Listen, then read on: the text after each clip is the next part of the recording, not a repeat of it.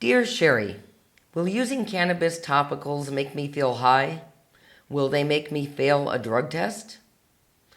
The short answers are no and no, with one important exception that I'll talk about in just a minute.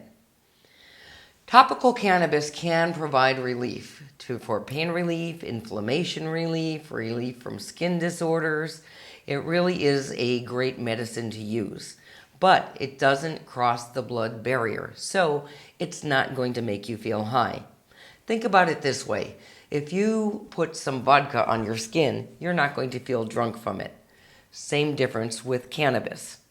The same goes for making you fail a drug test. Once again, the topical cannabis doesn't cross that blood barrier, so it's not going to cause you to fail a drug test, with one important exception.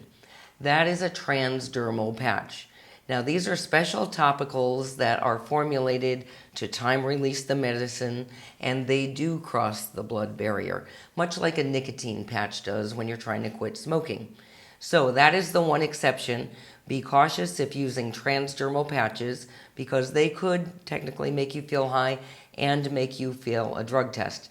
But otherwise, you're perfectly safe with topical cannabis.